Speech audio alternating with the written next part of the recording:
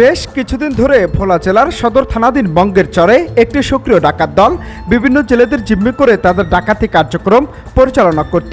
এমন ঘটনার বেশ কিছুদিন পর স্থানীয় লোকজন বিষয়টি জেলা কোস্টগার্ড কর্তৃপক্ষকে অবগত করে। এরপরে শুরু হয় কোস্টগার্ডের চিরুনি অভিযান।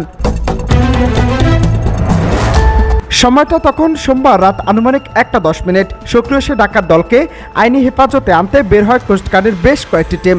টানা 7 ঘন্টার অভিযানে বঙ্গেরচর এলাকা থেকে মানুষের মুখে বহুল প্রচলিত বাহাদুর বাহিনীর প্রধান আলী আসগর ওরফে বাহাদুর এবং তার সহযোগী ইকবাল হোসেনকে 3টি দেশীয় আগ্নেয়াস্ত্র, 15 রাউন্ড তাজা গোলা, 20টি দেশীয় অস্ত্র এবং নগদ 1,15,075 টাকা সহ তাদের গ্রেপ্তার করা হয়।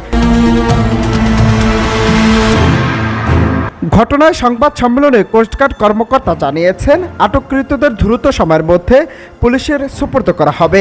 সেই সাথে ভোলা জেলা নদীপথকে জনমানুষের নিরাপত্তা বেষ্টনীতে আটকে রাখতে যে সকল পদক্ষেপ নেওয়া দরকার সেগুলো নেওয়া হবে বলেও জানান কোস্টগার্ডের এই কর্মকর্তা। পরবর্তীতে 2 সেপ্টেম্বর রাত 1টা হতে সকাল 8টা পর্যন্ত বাংলাদেশ কোস্টগার্ড দক্ষিণ জোনের অধীনস্থ বিসিজিবিএস ভোলা কর্তৃক লেফটেন্যান্ট কমান্ডার খন্দকার মাহবুবুল হাসান এবং লেফটেন্যান্ট সাকিব মেহবুবের নেতৃত্বে একটি বিশেষ অভিযান পরিচালনা করা হয়।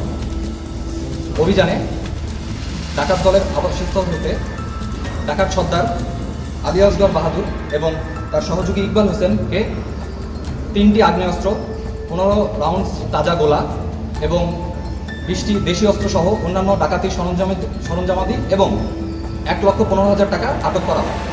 আটককৃত সদস্যদ্বয় ভোলা জেলার সদর উপজেলার ধনিয়া 7 নং ওয়ার্ডের এবং চরমনসা 6 নং ওয়ার্ডের বাসিন্দা। অনন্ত হাসান মাসুদ, নিউজ ডেস্ক।